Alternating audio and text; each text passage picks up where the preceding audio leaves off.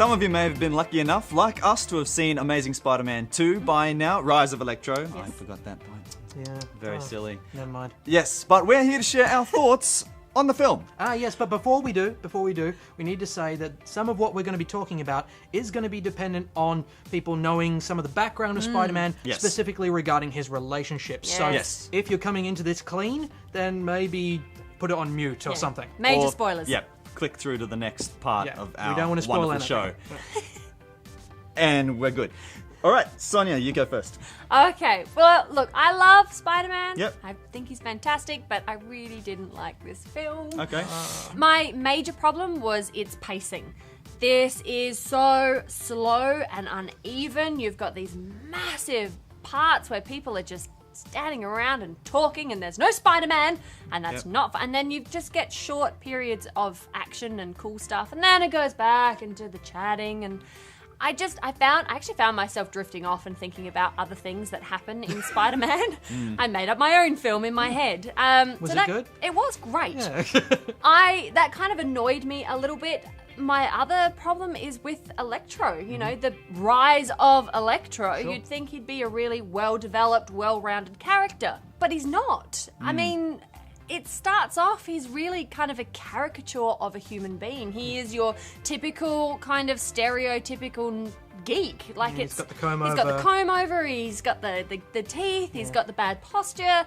Not a real person at all, so you really just don't feel anything for him because it's like, well, that's not a real human. He's just pathetic. He's just a basically. pathetic. He's a pathetic stereotype, unfortunately. Yeah. Then he becomes Electro, but I really don't care. I mean, I believe that with a good villain, there is a certain level of empathy that you have for him. You want to know why he does what he does, and that's really kind of dependent on the human he is before he becomes a villain. And for me, Max just was a nothing. He was a no character, a nothing character. Then he becomes Electro, and it's like, oh, okay, cool. There's a few funky action. Yeah, I'm really evil, and I want to kill Spider-Man because he took the limelight away from me. And I can see where they were, but see, I can see where they were going with that kind of idea, with being invisible, and then all of a sudden everyone is looking at me.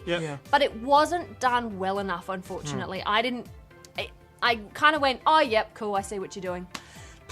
And he wasn't the only caricature either. If you look at sort of the evil German scientist with the god-awful accent. Why was that even happening? That was terrifying. Yeah. He's a very evil scientist with the glasses. With the glasses and the rubber gloves. But having said that, I thought the CGI in this was amazing. When Spider-Man was actually being Spider-Man, he was really cool. And you kind of got that real great sense of, swinging through with them and flipping around corners. And all the aerodynamics of Spider-Man, I thought were amazingly well done. And the special effects on the webbing was really good. So it's not all bad. I did, once it actually got into being a Spider-Man film and not a Peter Parker film, then I started really enjoying it. But overall, I kind of walked out of it going, oh yeah, cool, that's it, I'm done. Like, it was sad. It was sad for me. Yeah, it was. Al? Well, look, I've got to say, and this is where it's going to get a little spoilerific, so be prepared. Yep. But I lay most of the blame squarely at the feet of Gwen Stacy.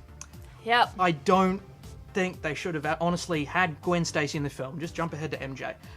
And this is the thing. We know, like most people, I think, by this point, are going to know where the Gwen Stacy relationship is going, how it ends. They're going to know that going in. Yep. And the people making this film seem to be aware of that too, so they're like, okay, we're going to push really hard to make you care about this character. Yep. We're going to push really hard to make you cry at the end of this movie. And they spent way too much time on this relationship. The reverse effect, it just basically turned into a rom-com with occasional bits of superhero stuff. True.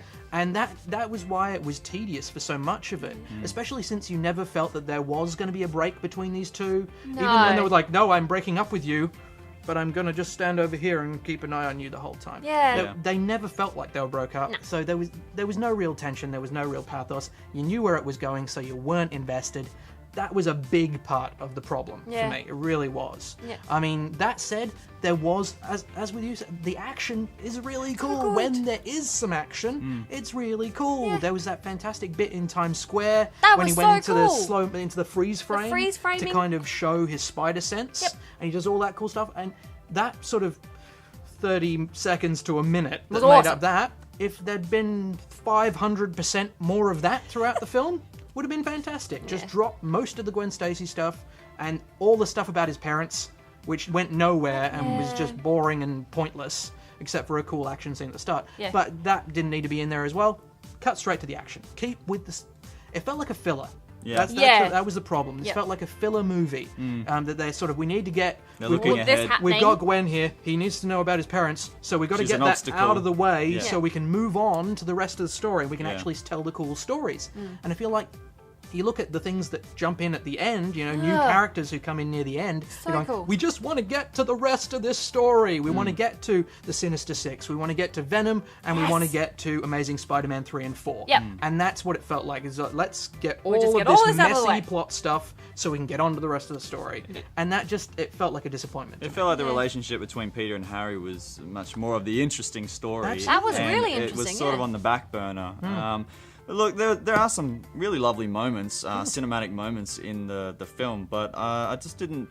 They just stand alone, you know. There's nothing linking these things together, and that's a bit of a shame. And I thought it was a bit too light as well. I just wonder. I walked out thinking I didn't enjoy that film, and that film wasn't for me. And I started wondering whether there's going to be something for an older, you know, comic fan or cartoon fan, superhero fan, instead of just, you know, all these films being made for kids. They're so light-hearted. So I'm really Maybe questioning. Days of Future Past or something, hopefully. You know, I was saying to a friend the other day, I'm, you know, fingers crossed, but I don't want to have too higher expectations for that either. Be let down. Yeah, that's right. The fight scenes and everything else was, you know, it's pretty grand. It's pretty awesome to watch, you know. Yeah. Do you think it's going to keep comic fans happy? The fans of the comic? Well, I'm a fan of the comic and I'm not happy. So, I don't know. I guess because I've read Spider-Man for so long and I like the character, I love Peter, I like all the things that happen and all that, I just got bored, so it really annoyed me. So I don't think it is. I think it's going to annoy a lot of people too. Okay, Al? Yeah, I think it's probably, I may be wrong here, but they're going to feel the same sort of tediousness as I did. Because you know where the comic's been, this does kind of feel like watching Titanic waiting for the iceberg to show up. Yeah, right. And that, you know, but a lot of people like that, so maybe they'll be into it. I don't know, but for me it didn't really fly. Yeah, look, it's funny you say that. I think that as well. You know, Garfield's quite a good vessel to carry this on. I quite like him as an actor. There's something about him. There's always an energy about him on screen. But I don't think it's enough to carry the hopes and expectations of those who love this comic so much. But for newcomers to Spider-Man, I think they'll be swept away in all of that that stuff. Absolutely. But I almost envy people who have no knowledge of the comics. Yes. Because I think they're really going to get something They're out of going this to that really we enjoy couldn't. it. Yeah, that's true. Yeah, that's right. I think so too. But what about I know it's a bit of an odd question, but Stan Lee, are you over his his cameos yet or not? I love Stan Lee, but I wish his cameos were cleverer. Right. Instead of just going, and look, there's Stan Lee! Yeah. It's like, yep, that was funny in the first two, but now I want him to be there, but clever. Yeah, okay. Yeah. I tend to agree. Again, you know, Stan Lee, he's the grandfather of Marvel. Yeah. Gotta give him the respect he's due. Gotta give him the props. But just they're getting less and less inventive of how now they're just going, oh hi, I'm Stan Lee. And that's just how it feels to me, and it pulls you out of the movie. It pulls you out of the story. In the same way that irritating stuff like Peter Parker having a phone that the ringtone is the old Spider-Man tune. That was just bad. Irritated me every time it went off. You wouldn't see that in a Batman film. No. You know, he wouldn't be like on his phone, would he? No, it just because it doesn't make sense. Yeah. It's breaking the fourth wall and it shouldn't be in there. And unfortunately, I think the Stan Lee thing is starting to fall into the same category. Yeah, I agree. It should be more of an Easter egg. There's actually another couple of moments in the film leading into future films that I thought were did pass over as Easter eggs. Oh yes, I see that in the background. That's very interesting. But then they came back to it, and then and they focused on this particular element. You no longer feel clever. That's for right. Having spotted it. That's exactly. right. Yeah, that on the whole, I think surmises the film is that it didn't make anyone feel very clever at all. It didn't stay ahead of its audience. Yeah. But anyway, that's what we thought. Leave your comments and tell us what you thought.